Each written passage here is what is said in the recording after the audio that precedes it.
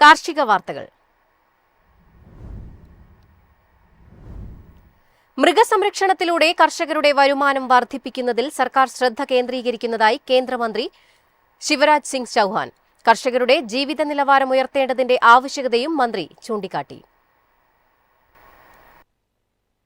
കർഷകരുടെ വരുമാനം വർദ്ധിപ്പിക്കുന്നതിൽ മൃഗസംരക്ഷണത്തിന്റെ പ്രാധാന്യം കേന്ദ്ര കൃഷിമന്ത്രി ശിവരാജ് സിംഗ് ചൌഹാൻ വ്യക്തമാക്കി. കർഷകരുടെ ജീവിതം മെച്ചപ്പെടുത്തേണ്ടതുണ്ട്. അതിനായി അവരുടെ വരുമാനം വർദ്ധിപ്പിക്കണമെന്നും അദ്ദേഹം പറഞ്ഞു. മൃഗസംരക്ഷണത്തിലൂടെ കർഷകരുടെ വരുമാനം വർദ്ധിപ്പിക്കുന്നതിനുള്ള ശ്രമങ്ങളെ പിന്തുണയ്ക്കുന്ന ഒരു പ്രമുഖ ഏഷ്യൻ സ്ഥാപനമായ നാഷണൽ ഡയറി റിസർച്ച് ഇൻസ്റ്റിറ്റ്യൂട്ടിനെക്കുറിച്ചും കേന്ദ്രമന്ത്രി സംസാരിച്ചു. ദേശീയ ഡയറി റിസർച്ച് ഇൻസ്റ്റിറ്റ്യൂട്ട് ഇന്ത്യ ഗവൺമെന്റിന്റെ ഒരു സ്ഥാപനമാണ്. ഇത് ക്ഷീരമേഖലയിലെ ഏഷ്യയിലെ ഏറ്റവും മികച്ച സ്ഥാപനം കൂടിയാണ്.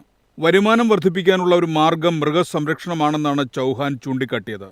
വ്യക്തിഗത വരുമാനം വർദ്ധിപ്പിക്കുന്നതിനുള്ള സർക്കാർ പദ്ധതികൾ സഹായകരമാണെങ്കിലും കോഴി വളർത്തൽ പോലെയുള്ള മറ്റു സംരംഭങ്ങളും ഏറ്റെടുക്കേണ്ടതുണ്ടെന്ന് അദ്ദേഹം കൂട്ടിച്ചേർത്തു. News desk MyFin TV.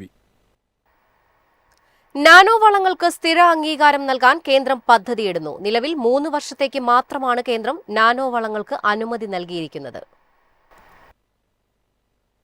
നിലവിലുള്ള 3 വർഷത്തെ കാലാവധിക്കു പകരം നാനോ വളങ്ങൾക്ക് സ്ഥിരമായ അംഗീകാരം നൽകാൻ ഇന്ത്യൻ സർക്കാർ പദ്ധതിയിടുന്നു.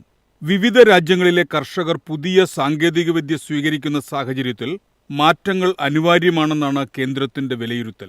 അംഗീകാരം നൽകുന്നതിനു മുമ്പ് നാനോ വളങ്ങളുമായി ബന്ധപ്പെട്ട സമഗ്ര വിവരങ്ങൾ വിദഗ്ധർ വിശദമായി വിലയിരുത്തണമെന്ന് കൃഷി മന്ത്രാലയം ആവശ്യപ്പെട്ടു.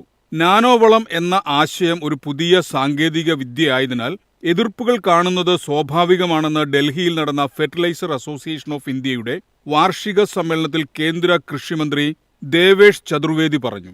വിളയ്ക്കും മണ്ണിനും നല്ല ഉൽപ്പന്നമായതിനാൽ സ്വീകാര്യത ഉയർന്നുവരുമെന്നാണ് കൃഷി സെക്രട്ടറി വ്യക്തമാക്കുന്നത്. News desk MyFin TV. Makhana വികസന പദ്ധതിക്ക് 476 കോടി രൂപ അനുവദിച്ച് കേന്ദ്ര സർക്കാർ. ഇന്ത്യയിലുടനീളമുള്ള മഖാന മേഖലയുടെ വളർച്ച ലക്ഷ്യമിട്ടാണ് ഫണ്ട് അനുവദിച്ചിരിക്കുന്നത്. മഖാന ബോർഡിന്റെ ആദ്യ യോഗത്തിലാണ് 476 കോടി രൂപയുടെ പദ്ധതി പ്രഖ്യാപിച്ചത്.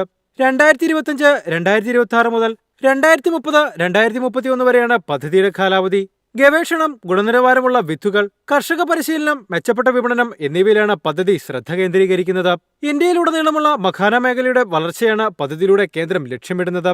കൃഷി കർഷകക്ഷേമ വകുപ്പ് സെക്രട്ടറി ദേവേഷ് ചതുർവേദിയുടെ അധ്യക്ഷതയിലാണ് ഡൽഹിയിലെ കൃഷിഭവനിൽ വെച്ച് ദേശീയ മഖാന ബോർഡിന്റെ ആദ്യ ബോർഡ് യോഗം നടന്നത്. യോഗത്തിൽ സംസ്ഥാനങ്ങളും ഗവേഷണ സ്ഥാപനങ്ങളും സമർപ്പിച്ച വാർഷിക കർമ്മ പദ്ധതികളും സമഗ്ര മേഖലാ വികസനം ലക്ഷ്യമിട്ടുള്ള വിവിധ പരിപാടികൾക്കായുള്ള ബജറ്റ് വിഹിതവും ബോർഡ് അവലോകനം ചെയ്തു. ബീഹാറിലെ കാർഷിക സർവകലാശാലയും കേന്ദ്ര സർവകലാശാലയും കേന്ദ്രീകരിച്ച് വിത്ത് വിപണനം ഉറപ്പാക്കും. പരമ്പരാഗതവും പാരമ്പര്യവുമായ ഉൽപാദന മേഖലയിൽ മഖാന കൃഷി സുഗമമാക്കുന്നതിന് പരിശീലന പരിപാടികളും ആസൂത്രണം ചെയ്യുന്നുണ്ട്. News desk MyFin TV.